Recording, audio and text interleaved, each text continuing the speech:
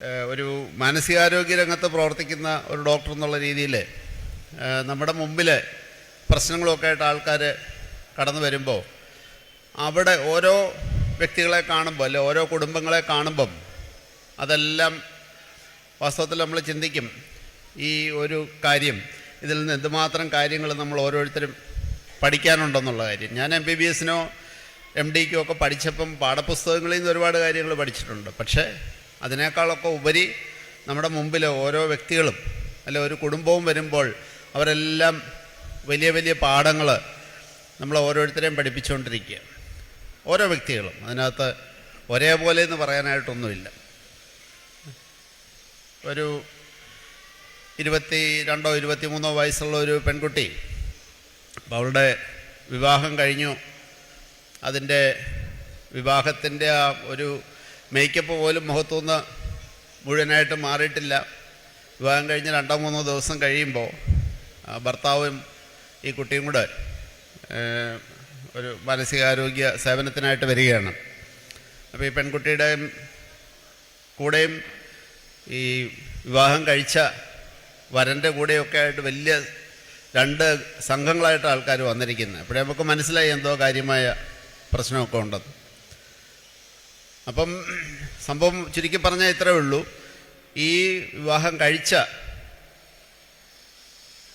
പയ്യന് ഗൗരവമായിട്ടുള്ളൊരു മാനസിക രോഗം ഉണ്ടായിരുന്നു.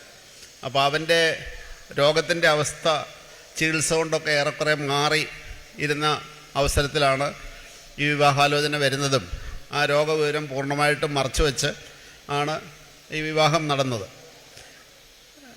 പയ്യൻ്റെ വീട്ടുകാർക്ക് സാമ്പത്തികമായിട്ട് അല്പം നല്ല സ്ഥിതിയൊക്കെ ഉള്ള ആൾക്കാരാണ്. ഈ വിവാഹം കഴിച്ച പെൺകുട്ടിക്ക് അവർക്ക് സ്ത്രീധനമൊന്നും വേണ്ട എന്ന് പറഞ്ഞ് അല്പം സാമ്പത്തികമായിട്ട് അല്പം പിന്നാക്കം നിൽക്കുന്ന ഒരു കുടുംബത്തിൽ നിന്നാണ് ഈ പെൺകുട്ടിയും വന്നത്. പക്ഷെ എന്താണെങ്കിലും വിവാഹം കഴിഞ്ഞ് 2-3 ദിവസത്തിനുള്ളിൽ അവൻ്റെ ചികിത്സയൊക്കെ മുടങ്ങിയപ്പോൾ ആ രോഗലക്ഷണങ്ങളൊക്കെ വീണ്ടും പ്രത്യക്ഷപ്പെട്ടു. വളരെ കൃത്യമായിട്ട് അവൻ്റെ മാനസിക വിഭ്രാന്തിയുടെ ലക്ഷണങ്ങളൊക്കെ പുറത്തു വന്നു. അപ്പോൾ ഇതൊരു വലിയ ചതി ആയിപ്പോയി എന്നുള്ളത് വളരെ എവിഡൻ്റാണ്. നമ്മുടെ വക്കീൽ സാറൊക്കെ ഇരിപ്പുണ്ട്. അപ്പോൾ ഇവിടെ അഡ്വക്കേറ്റ്സിനൊക്കെ അറിയാം ഇങ്ങനെ ഒരു വിവാഹം നിയമത്തിൻ്റെ ദൃഷ്ടിയിൽ നൾ ആൻഡ് വോയിഡ് അല്ലേ, അങ്ങനെ ഒരു വിവാഹം അസാധുവാണ്. എല്ലാ രീതിയിലും ധാർമ്മികമായിട്ട് നോക്കിയാലും നിയമപരമായിട്ട് നോക്കിയാലും ഒക്കെ ആ വിവാഹം അസാധുവായി പോകേണ്ടതും. ഈ പെൺകുട്ടിയുടെ ആൾക്കാരും ഒക്കെ ഇവിടെ വന്ന് സംസാരിച്ചു. അവർക്ക് ആ വിവാഹം വേറെ പിരിയണം, ഇതൊരു വലിയ അബദ്ധത്തിൽ പറ്റിപ്പോയി, അവരുടെ ഒരു ചതിവ് പറ്റിപ്പോയി. ഇതെല്ലാം പറഞ്ഞു കഴിഞ്ഞ് ഇവർ ഏകദേശം അവിടെ നിന്ന് പിരിഞ്ഞു കഴിഞ്ഞപ്പം ഈ പെൺകുട്ടി രണ്ടാമത് ഒറ്റയ്ക്ക് എൻ്റെ അടുത്ത് കയറി വന്ന് പറഞ്ഞു, എനിക്ക് ഡോക്ടറോട് ഒരു 2-3 മിനിറ്റ് സമയം തന്നെ സംസാരിക്കാൻ അവസരം തരുമോയെന്ന് ചോദിച്ചു. അപ്പം വല്ലാത്തൊരവസ്ഥയാണ്, നമുക്കറിയാമല്ലോ മെഡിക്കൽ കോളേജിലെ തിരക്കിലൊക്കെ. എങ്കിൽ പോലും ആ 2-3 മിനിറ്റ് കൊണ്ട് ആ കുട്ടി ഇത്രേ ചോദിച്ചുള്ളൂ, ഡോക്ടറെ ഇത് ചികിത്സിച്ചാൽ മാറുന്ന രോഗമാണോ? അപ്പം ഞാനും വളരെ സ്തബ്ധനായിട്ടായിരിക്കുന്നത്. ഞാൻ പറഞ്ഞ് ചികിത്സിച്ചാൽ തീർച്ചയായിട്ടും ശമനം ഉണ്ടാവും. അതുകൊണ്ടാണല്ലോ നിങ്ങൾ പെണ്ണ് കണ്ട സമയത്തും ചെറുക്കം കണ്ട സമയത്തും ഒന്നും കുഴപ്പമില്ലായിരുന്നല്ലോ. ആ സമയത്ത് എന്തെങ്കിലും അസ്വാഭാവികത ഒന്നുമില്ല, ഒരു കുഴപ്പവും തോന്നിയില്ല, എല്ലാം നല്ലതായിട്ട്. അപ്പോൾ ഇത് ചികിത്സിച്ചാൽ മാറും എന്നുള്ളതിൻ്റെ ഉദാഹരണം ആ ചികിത്സ മുടങ്ങിയത് കൊണ്ടാണ് ഇപ്പോൾ ഈ വീണ്ടും രോഗലക്ഷണങ്ങൾ വന്നത്.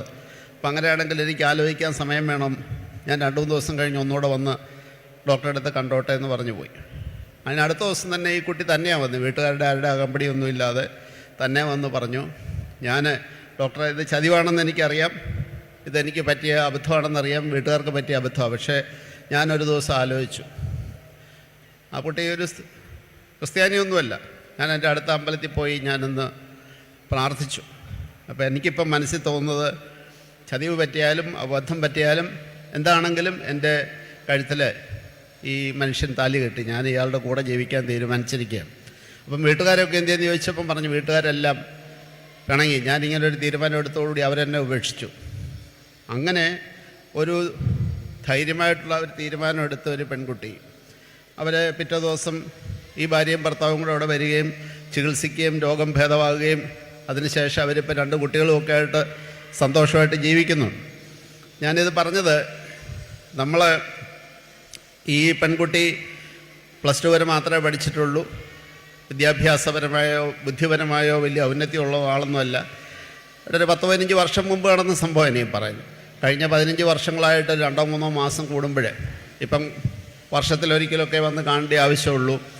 ചെറിയ രീതിയിലൊരു മരുന്നൊക്കെ കഴിച്ച് അവരൊരു ചെറിയ ബിസിനസ്സൊക്കെ തുടങ്ങി സന്തോഷമായിട്ട് ജീവിക്കുന്നുണ്ട്. ഇവിടെ 2 പെൺകുട്ടിയുടെ വീട്ടുകാർ ഇതുവരെ ആ കുട്ടിയെ അത് അംഗീകരിച്ചിട്ടില്ല.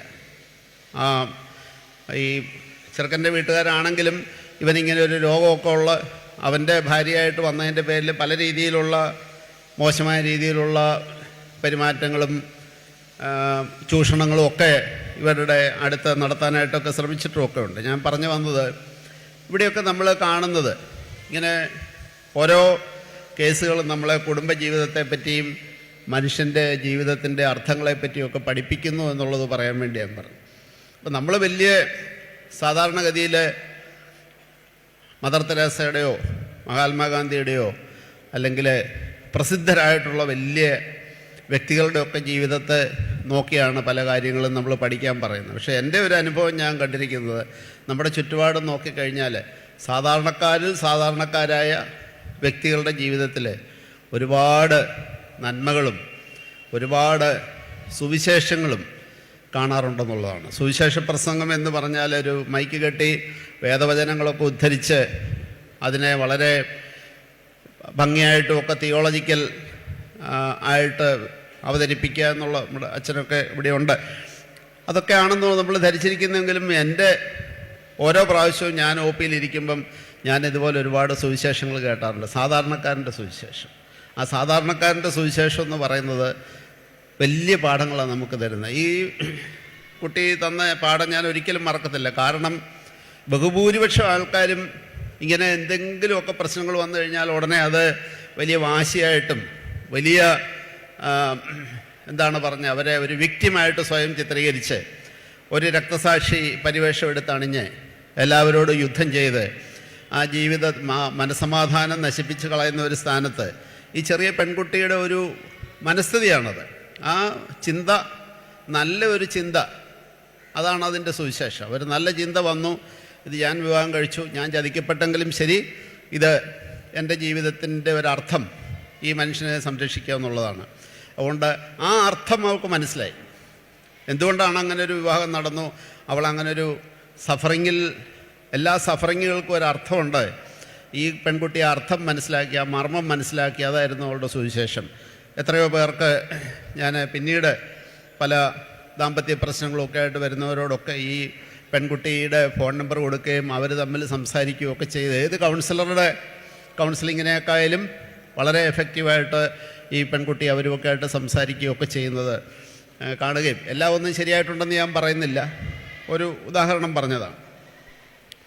പ്രായമുള്ള ഒരു അപ്പച്ചൻ ഒരു വിവാഹാലോചനയ്ക്ക് പോയ ആൾക്കാർ വന്നപ്പം ഏതാണ്ട് ഉറപ്പിക്കുമെന്ന് പറഞ്ഞ് പോയ ഒരു കല്യാണമാണ്. അവസാനമായിട്ടൊന്ന് പോയതാണ്. തിരിച്ചു വന്നപ്പം പ്രായമുള്ള അപ്പച്ചൻ ചോദിച്ചു, എന്താ ഈ ഡേറ്റൊക്കെ തീരുമാനിച്ചോ? അപ്പോൾ വന്ന ആൾക്കാരെല്ലാം മ്ലാനവതരായിട്ടായിരിക്കുന്നത്.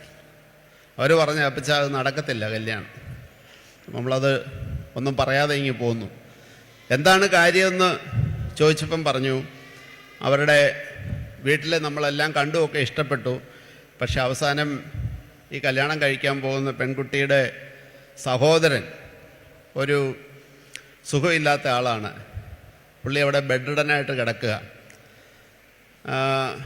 എന്തൊക്കെയോ ചെറിയ പ്രജ്ഞയൊക്കെ ഉണ്ട്. അവരെ ഞങ്ങളെ കൊണ്ടുവന്ന് കാണിച്ചു. വളരെ ഭംഗിയായിട്ടൊക്കെ അവർ നോക്കുന്നൊക്കെ ഉണ്ട്. പക്ഷേ ഇങ്ങനെയൊരു സഹോദരൻ ഇങ്ങനെയൊക്കെ ഉള്ളൊരു അസുഖമുള്ളപ്പം നമ്മൾ ഈ കല്യാണത്തിന് പോയി കഴിഞ്ഞ് കഴിഞ്ഞാൽ അത് ശരിയാകത്തില്ല എന്ന് പറഞ്ഞു. അപ്പോൾ ഈ അപ്പച്ചൻ ചോദിച്ചു, അവർ എങ്ങനെയാണ്, അയാളെ നോക്കുന്നുണ്ടോ? ആ നോക്കുന്നുണ്ടെന്ന് ചോദിച്ചു കഴിഞ്ഞാൽ സ്വന്തം സഹോദരനെ ഈ വിവാഹം ചെയ്യാൻ പോകുന്ന പെൺകുട്ടിയാണ് ഏറ്റവും കാര്യമായിട്ട് അവൾ പരിചരിക്കുന്നുണ്ട്. വളരെ ഭംഗിയായ രീതിയിൽ അവനെ കടത്തിയിട്ടുണ്ട്. അവർ കുറച്ച് നാൾ ഒരു സ്ഥലത്ത് ഒരു റിഹാബിലിറ്റേഷന് വേണ്ടി ആക്കിയിരിക്കുകയായിരുന്നു. ഞങ്ങൾ ചെല്ലും എന്നറിഞ്ഞുകൊണ്ട്, ഈ വിവാഹം ഉറപ്പിക്കാൻ ചെല്ലും എന്നറിഞ്ഞുകൊണ്ട് ഈ പെൺകുട്ടി തന്നെ പറഞ്ഞു, എൻ്റെ മൂത്ത ആങ്ങളെ കൂടെ കാണണം വിവാഹം കഴിക്കുന്ന ആൾക്കാരാവുണ്ട്, അയാളെ അവിടുന്ന് ഈ വീട്ടിൽ കൊണ്ടുവന്ന് അതിനുവേണ്ടി മാത്രം കുറച്ച് ദിവസം നിർത്തി.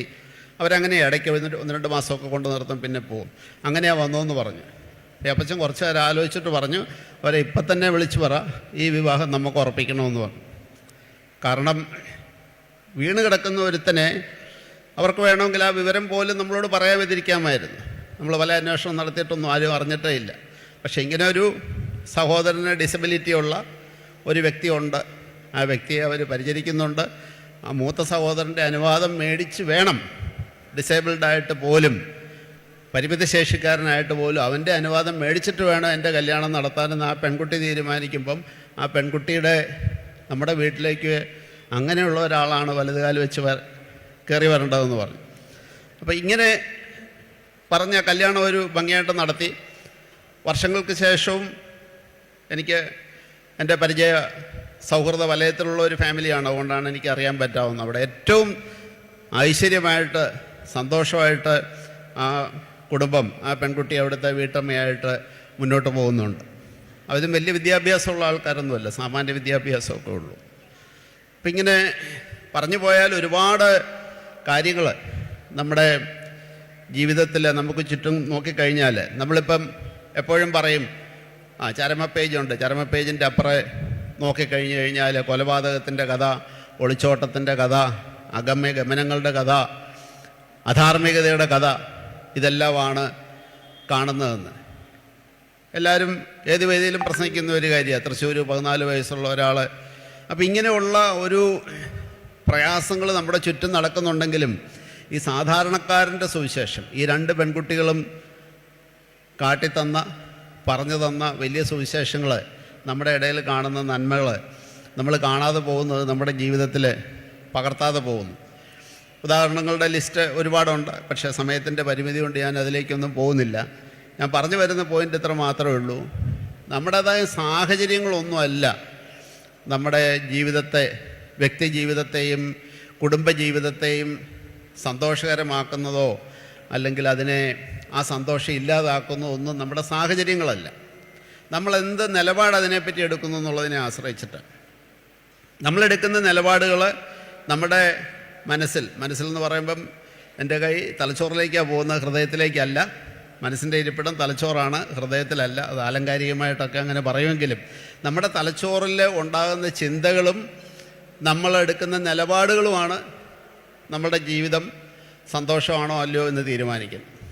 നമ്മൾ ആഗ്രഹിക്കുന്നതെല്ലാം ജീവിതത്തിൽ നടക്കുമ്പോൾ കിട്ടുന്ന ഒരു പ്രോഡക്റ്റാണ് സന്തോഷവും സമാധാനവും എന്നുള്ളൊരു സങ്കല്പം, വളരെ തെറ്റായിട്ടുള്ളൊരു സങ്കല്പം നമ്മുടെ ഇടയിൽ എങ്ങനെയോ വന്നിട്ടുണ്ട്.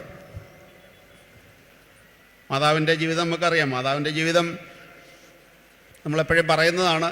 എങ്കിൽ പോലും സാഹചര്യങ്ങൾ വെച്ച് നോക്കുകയാണെങ്കിൽ മാതാവിൻ്റെ അത്രമാത്രം സന്തോഷമില്ലാത്ത ഒരു ലൈഫ് ലോക ജീവിതത്തിലുണ്ട്. പക്ഷെ നമ്മൾ ഭാഗ്യവതി എന്നാണ് നമ്മൾ വാഴ്ത്തുന്നത്.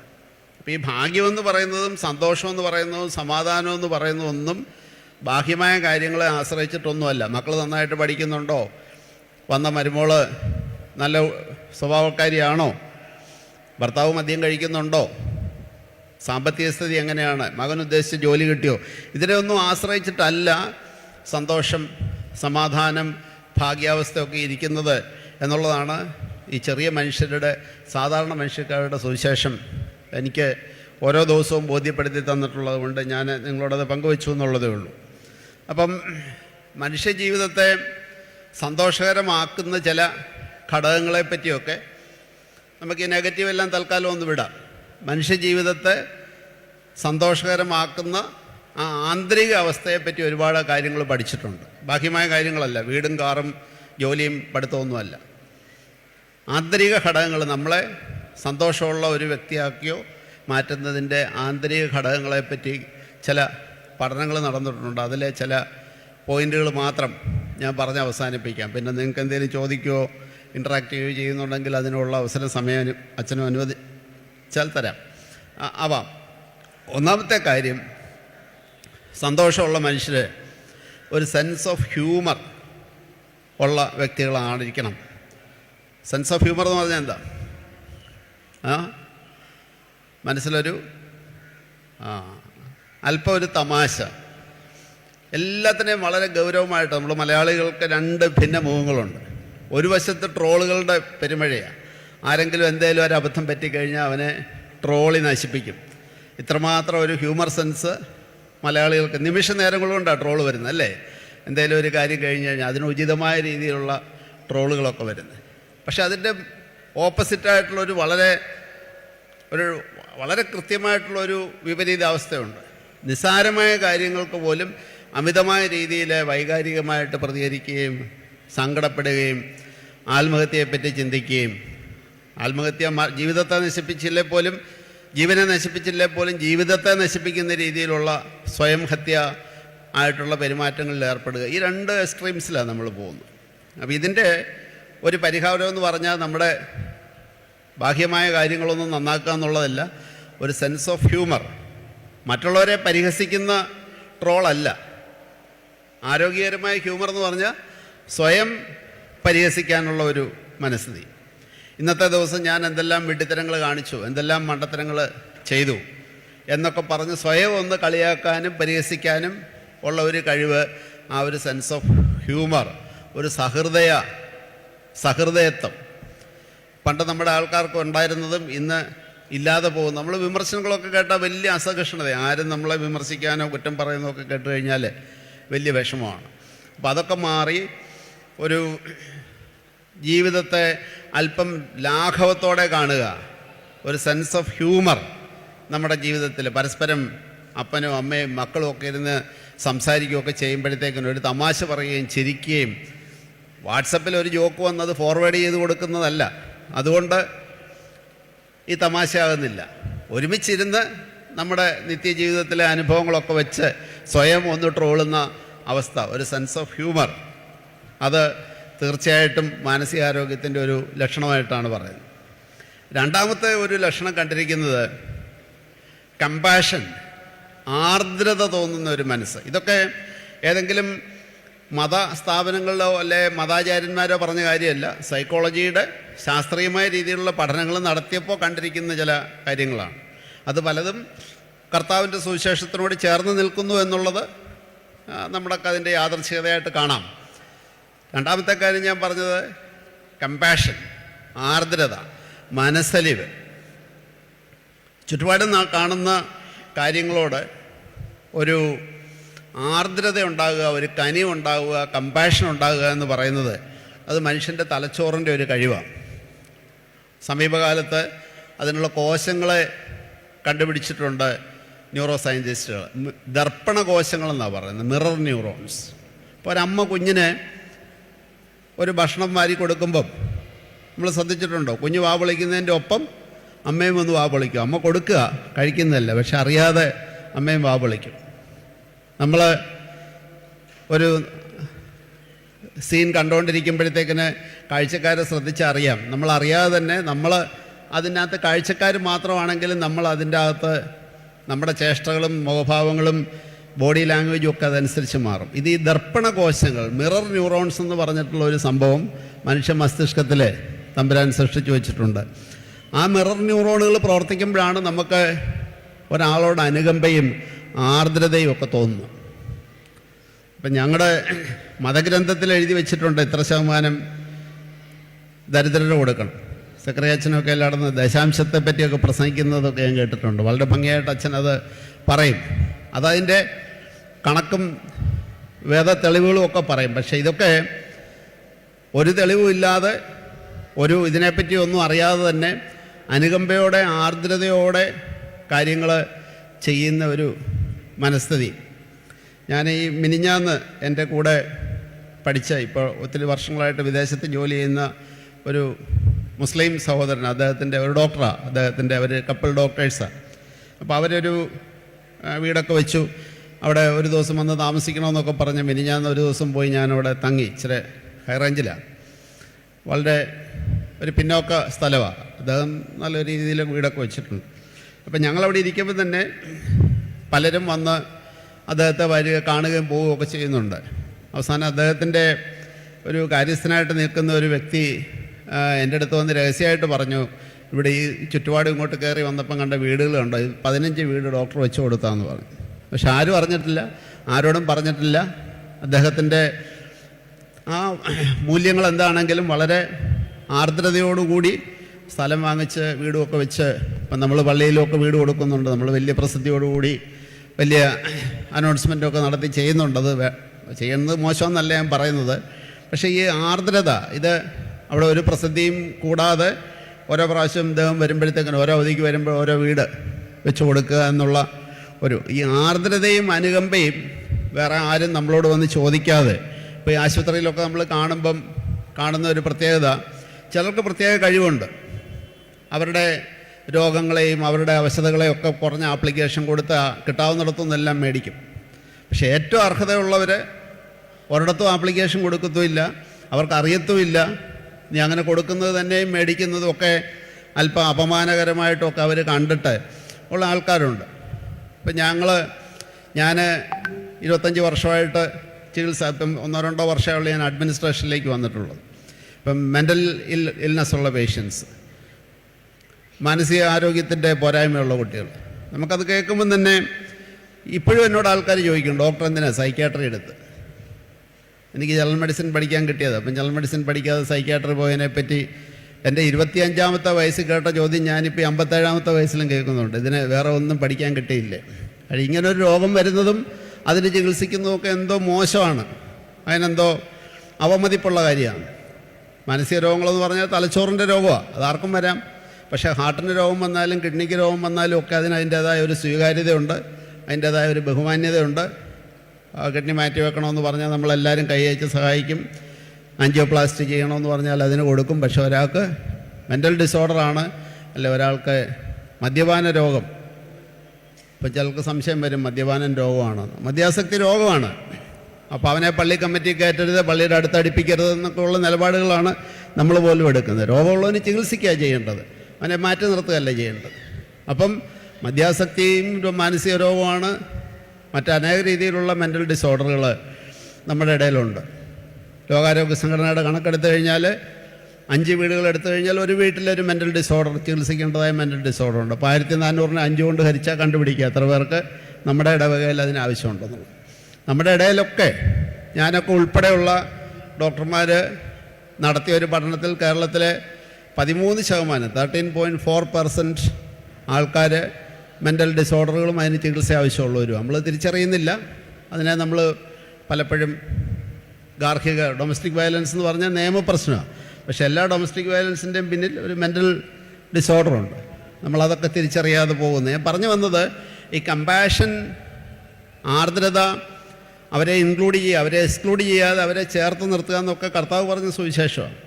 അതുതന്നെയാണ് മാനസികാരോഗ്യത്തിൻ്റെ സന്തോഷമുള്ള ഒരു കുടുംബത്തിൻ്റെ ഏറ്റവും നല്ല ലക്ഷണങ്ങളായിട്ട് ആധുനിക മനഃശാസ്ത്ര സങ്കേതങ്ങൾ ഉപയോഗിച്ച് മനസ്സിലാക്കിയിട്ടുള്ളൂ. ഇപ്പം തലച്ചോറിൽ ഈ മിറർ ന്യൂറോൺ സ്പന്ദിച്ചാൽ മാത്രമേ നമുക്ക് കമ്പാഷൻ ഉണ്ടാവുള്ളൂ.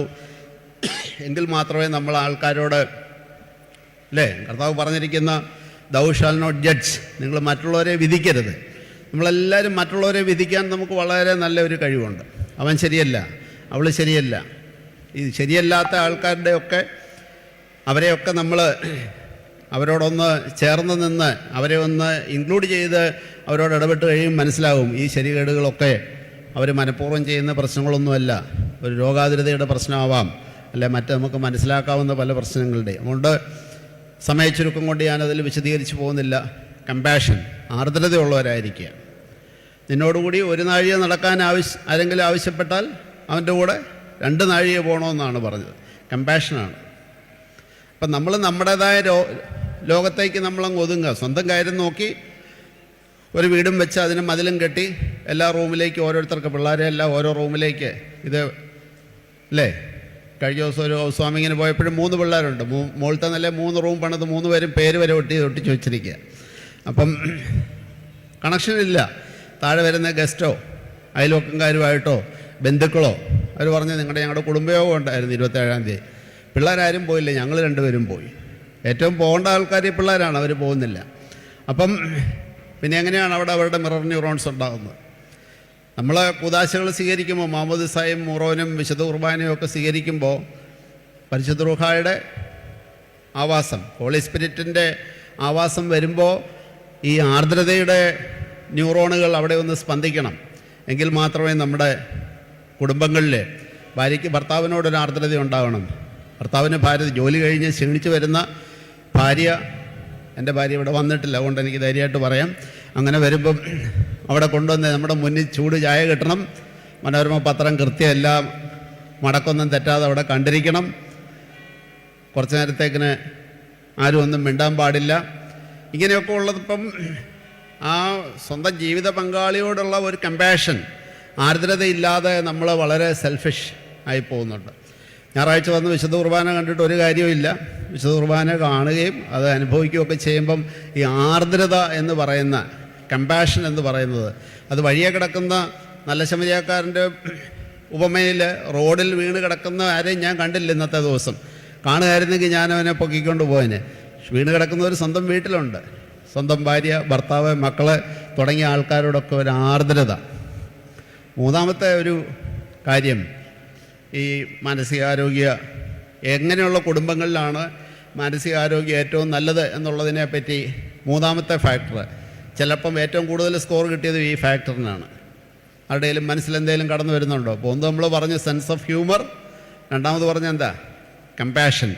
പിന്നെ മൂന്നാമത് പറയുന്നതാണ് ഏറ്റവും പ്രധാനമെന്ന് ചില ഗ്രൂപ്പ് ഓഫ് സൈക്കോളജിസ്റ്റുകൾ പറയുന്നുണ്ട്. ദാറ്റ് ഈസ് ഗ്രാറ്റിറ്റ്യൂഡ്, കൃതജ്ഞതയുടെ ഒരു മനോഭാവം.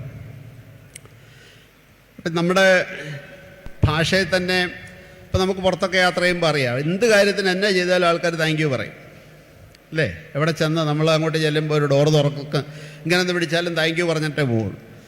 നമുക്കിടെ കയ്യിൽ നിന്നൊരു താങ്ക് യു കിട്ടണമെങ്കിൽ എന്ത് പാടാ, അല്ലേ? ഇപ്പം എൻ്റെ മുമ്പിൽ സ്റ്റുഡൻസൊക്കെ വന്ന് എന്തെങ്കിലും സൈൻ ചെയ്ത് പോകുമ്പോൾ ഞാൻ നിർബന്ധമായിട്ടും അവരെ കൊണ്ട് താങ്ക് യു പറയിപ്പിച്ചിട്ടേ വിടുകയുള്ളൂ.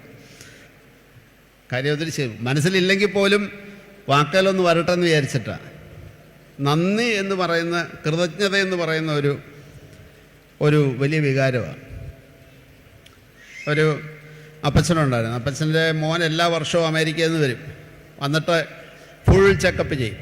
എന്നിട്ട് അവസാനം സൈക്യാട്രിക് പ്രോബ്ലം ഉണ്ടായിട്ടില്ല, എന്നോടൊരു സൗഹൃദവും വിശ്വാസവും എന്നെ കൊണ്ടുവന്ന് എന്നെയും കാണിക്കും. ഡോക്ടർ ഇതെല്ലാം ചെക്കപ്പ്, കാര്യം അദ്ദേഹത്തിൻ്റെ ഒരു കടമ പുള്ളി നിർവഹിക്കുക അപ്പനെ. അപ്പം ഒരു പ്രാവശ്യം ഈ അപ്പച്ചൻ എന്നോട് 2 ദിവസം, ഡോക്ടറെ ഞങ്ങൾ വരുന്നുണ്ട്, ഇപ്രാവശ്യം എന്നെ എല്ലായിടത്തും കയറ്റി ഇറക്കി, ഗൈനക്കോളജിനെ ഒഴിച്ചിട്ടുള്ള എല്ലാവരും എന്നെ കാണിച്ചിട്ടുണ്ട്.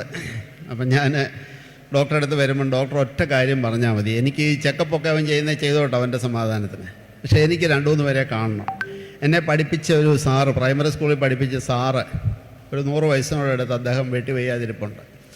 ഞാൻ ചെറുപ്പത്തിൽ വീണപ്പോൾ എൻ്റെ കാലൊടിഞ്ഞപ്പം ഒരു ആയുർവേദ വൈദ്യൻ അദ്ദേഹത്തിൻ്റെ വീട്ടിൽ കിടത്തിയാണ് എൻ്റെ കാല് ശരിയാക്കിയത്. അവർ 2 പേരും പ്രായമായിട്ട് അവിടെ ഇരിപ്പുണ്ട്. ആയുർവേദം പ്രാക്ടീസ് ചെയ്തുകൊണ്ടിരുന്ന ഒരു നാട്ടുവൈദ്യൻ. അദ്ദേഹത്തിൻ്റെ വീട്ടുപേര് പറഞ്ഞാൽ ചിലപ്പോൾ നിങ്ങളൊക്കെ അറിയാവുണ്ട്, ഞാൻ പറയുന്നില്ല. ഈ 2 പേരെ എനിക്ക് കാണണമെന്ന് പറഞ്ഞു. അത് മോനോട് ഞാൻ പല പ്രാവശ്യം പറഞ്ഞു, പക്ഷേ അവൻ അതിൻ്റെ തിരക്കിന്, അവനെ ഞാൻ കുറ്റം പറയത്തില്ല, അവനാകപ്പാടെ 2 ആഴ്ചത്തെ അവധിക്കാണ് വരുന്നത്. അവന് ഡോക്ടർ ഇതൊന്ന് പറയണമെന്ന് പറഞ്ഞു.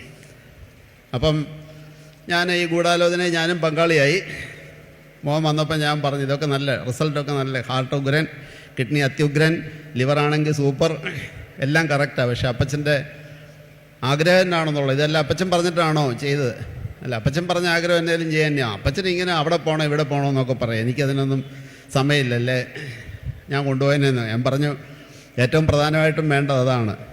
ഈ മനുഷ്യൻ പോയി ഈ 2 പേരെയും, ഈ 100 വയസ്സിനടുത്ത അധ്യാപകൻ കിടപ്പിലാണ്, പക്ഷെ അവർ തിരിച്ചറിഞ്ഞു. ഗുരുവും ശിഷ്യനും തമ്മിൽ കെട്ടിപ്പിടിക്കുകയും കരയുകയൊക്കെ ചെയ്തു. ഈ പണ്ട് തിരുമി കാല് ശരിയാക്കിയ വൈദ്യൻ, അദ്ദേഹവും ഭാര്യയും വളരെ, അവരും അത് ഓർത്തെടുത്തു. വലിയ ഒരു അനുഭവമായിരുന്നു ഇവർ തമ്മിൽ കണ്ടത്. ആ മോൻ എന്നിട്ട് US ചെന്നപ്പം വിളിച്ചു പറഞ്ഞു, ഡോക്ടറെ ഞാൻ ഇത്ര ഓർത്തില്ല, ഇതിന് ഇത്ര വലിയ എഫക്റ്റ് ഉണ്ടെന്നുള്ള ഒരു കാര്യം. ഈ 2 പേരോടും ഈ അപ്പച്ചൻ പോയ വഴിക്ക് പറഞ്ഞ് നമുക്ക് എന്തെങ്കിലും വാങ്ങിച്ചുകൊണ്ട് പോകണം, എന്തോ ഫ്രൂട്ട്സോ ഒക്കെ വാങ്ങിച്ചു കൊണ്ടുപോയി കൊടുത്തു. അദ്ദേഹത്തിൻ്റെ ജീവിതത്തിലെ ഒരു വലിയ ഒരനുഭവമായിരുന്നു ഗ്രാറ്റിറ്റ്യൂഡ്. നമ്മൾ രാവിലെ മുതൽ നേരം വെളുത്ത് മുതൽ എവിടെയൊക്കെ ആണ്ട് കുറ്റമുണ്ടെന്ന് കണ്ടുപിടിക്കുക.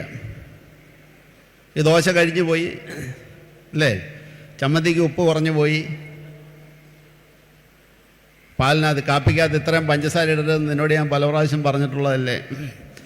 ഇതൊക്കെ പറഞ്ഞ് ഈ കുറ്റങ്ങൾ പറയുന്നതല്ലാതെ ഇന്നത്തെ ദോശ ഗംഭീരമായിരിക്കുന്നു, കരിഞ്ഞെങ്കിലും ഗംഭീരമായിരിക്കുന്നു, കാപ്പി അസലായിരിക്കുന്നു എന്നൊക്കെ പറഞ്ഞ് എന്തെങ്കിലും ഒരു നന്ദിയുടെ വാക്ക്. കുട്ടികൾ സ്കൂളിലെ പോകുന്നതിന് മുമ്പും തിരിച്ചവർ വന്നതിന് ശേഷമൊക്കെ പേരൻസിനോടും മറ്റുള്ളവരോടും ഒക്കെ നന്ദി പറയുക. പറച്ചിൽ മാത്രമല്ല, ഹൃദയത്തിൽ ആ കൃതജ്ഞത വേണം. ഒരു കൃതജ്ഞതാ നിർഭരമായ ഹൃദയം. ഇപ്പം നമ്മുടെ പൗരസ്ത്യ പ്രാർത്ഥനകളിൽ നമ്മൾ ആവശ്യങ്ങൾ ഉന്നയിക്കുന്നത് വളരെ കുറവാണ്.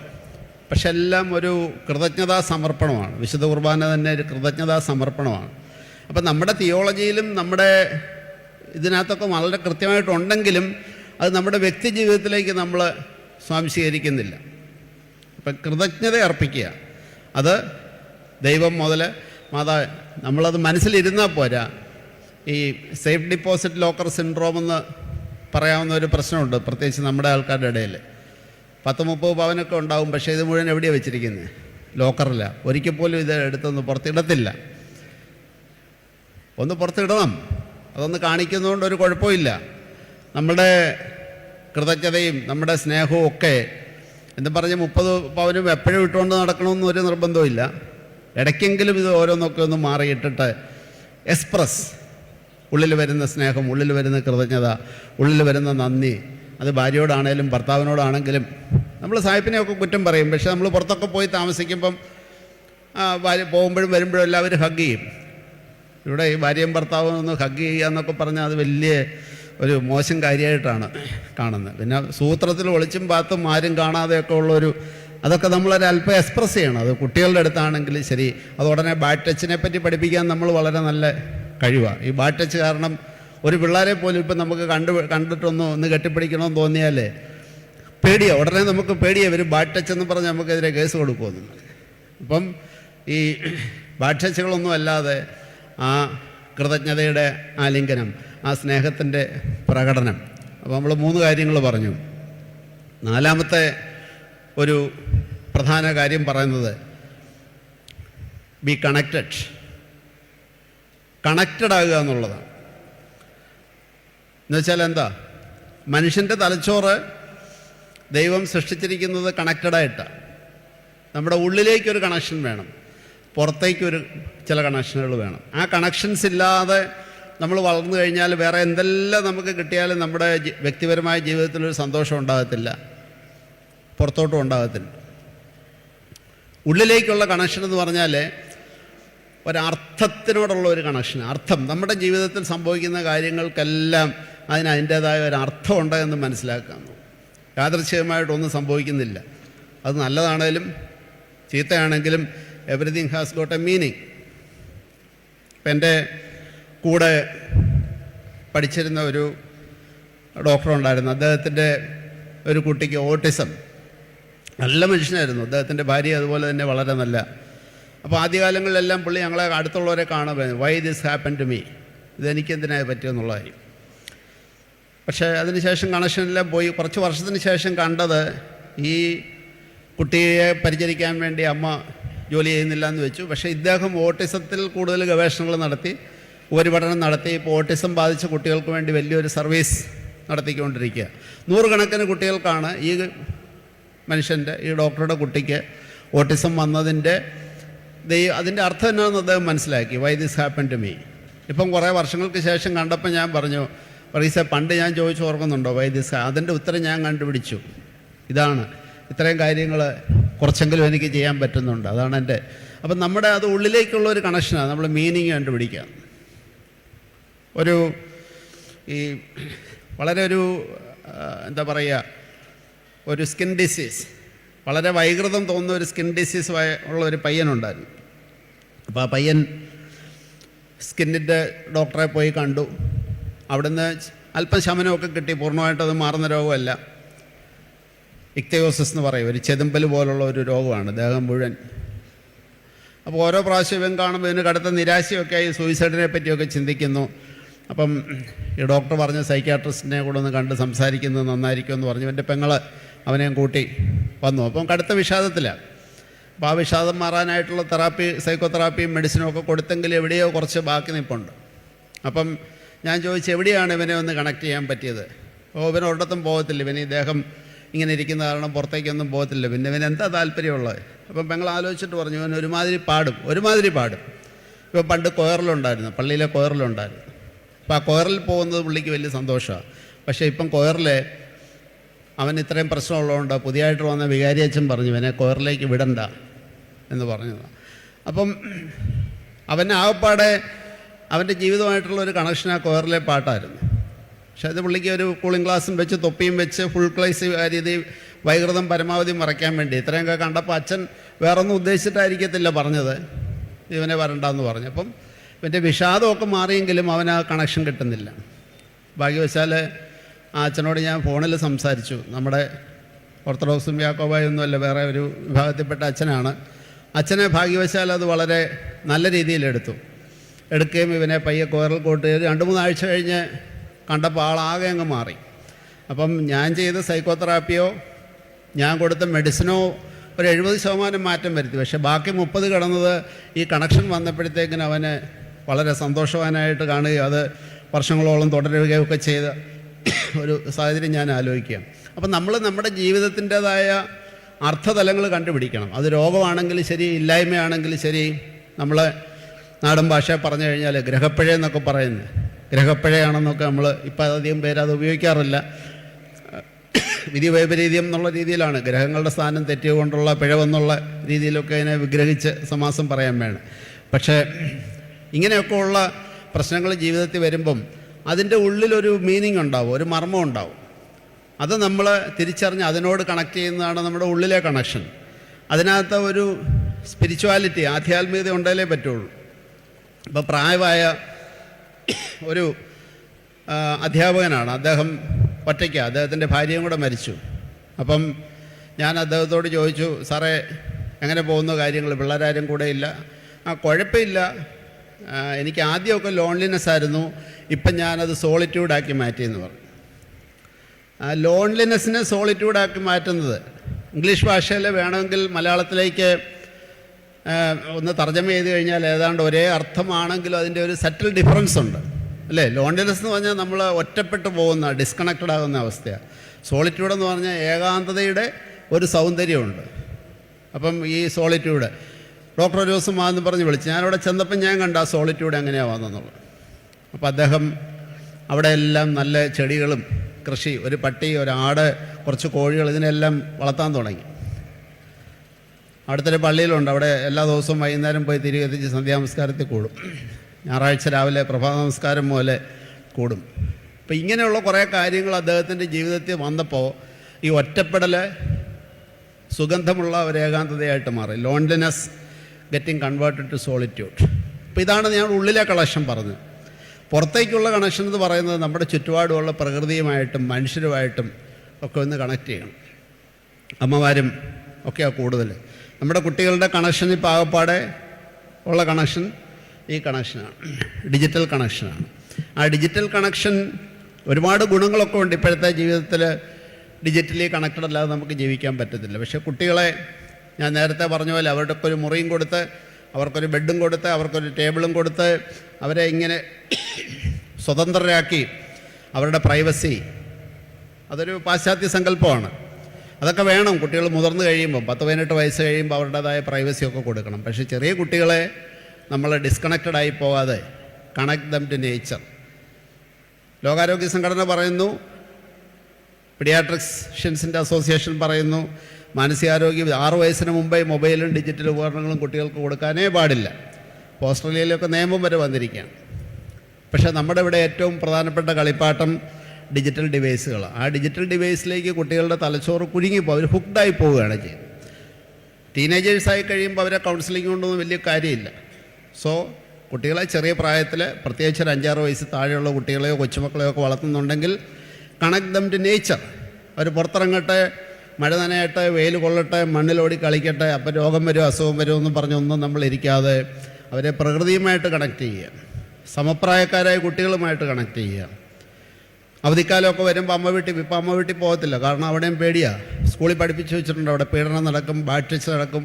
അതുകൊണ്ട് അമ്മയുടെ അപ്പൻ്റെയും കൺമുമ്പിൽ നിന്ന് ഒരിടത്തോട്ട് മാറാൻ പാടില്ല. So they get disconnected. അതുകൊണ്ട് നമ്മുടെ ചെറിയ കുട്ടികളെയും നമ്മളുമൊക്കെ വീട്ടിലൊക്കെ അല്പസ്വല്പം കൃഷിയൊക്കെ ചെയ്യണം. ഇവിടെ മോള് വന്നിട്ടുണ്ട്. ഇനിയിപ്പോൾ എല്ലാ പച്ചക്കറി കൃഷിയും നിർത്തിയെന്ന് കഴിഞ്ഞ ദിവസം എൻ്റെ വൈഫിൻ്റെ ഒരു ഫ്രണ്ട് വിളിച്ച് പറയുന്നത് കേട്ടോ, മോളിൽ പോയാൽ എല്ലാം ഫ്രഷായിട്ട് കിട്ടുമോ. അതൊക്കെ കിട്ടിക്കോട്ടെ, പക്ഷേ നമ്മൾ അല്പസ്വല്പം ഒരു കൃഷിയും, അല്പം വെയിൽ കൊള്ളണം, അല്പം മഴ നനയണം, സമയത്ത് കിടന്ന് ഉറങ്ങണം, സമയത്ത് ഉറങ്ങണം. നേച്ചർ കണക്ഷനാണ്. തോന്നുമ്പോൾ ഉറങ്ങുക. വെളുപ്പിനെ 2 മണിക്കാണ് പിള്ളേർ എല്ലാവരും ആക്റ്റീവ് ആകുന്നത്. 8 മണിയായി എഴുന്നേക്കത്തുമില്ല. പള്ളിയിലൊക്കെ ആദ്യത്തെ കുർബാനയ്ക്ക് എങ്ങനെ ആൾ വരുന്നതെന്ന് എനിക്കിപ്പോഴും സംശയമാണ്. അപ്പം ആ നേച്ചറിനോട് കണക്ട് ചെയ്യുക, നമ്മുടെ സ്ലീപ്പ് സൈക്കിൾ ശരിയാക്കുക, പ്രകൃതിയോട് കണക്ട് ചെയ്യുക. വീട്ടിൽ വളർത്തുമൃഗങ്ങളെ പറ്റാമെങ്കിൽ സാഹചര്യം ഉണ്ടെങ്കിൽ നമ്മൾ വളർത്തുക. ഈ പച്ചപ്പും ഒക്കെ കാണണം. പള്ളിയിൽ കുട്ടികൾ വന്ന് അവർ ശല്യം ഉണ്ടാക്കുമെന്ന് പറഞ്ഞ് കൊണ്ടുവരാതിരിക്കരുത്. ആ ധൂപക്കുറ്റിയുടെ ശബ്ദം, കുന്തിരിക്കത്തിൻ്റെ സുഗന്ധം, മദ്ബഹായിലെ ചിത്രപ്പണികൾ, ഇതൊക്കെ അവരുടെ തലച്ചോറിൽ വീഴണം. ആ ഒരു കണക്ഷൻസ് കൊടുക്കണം.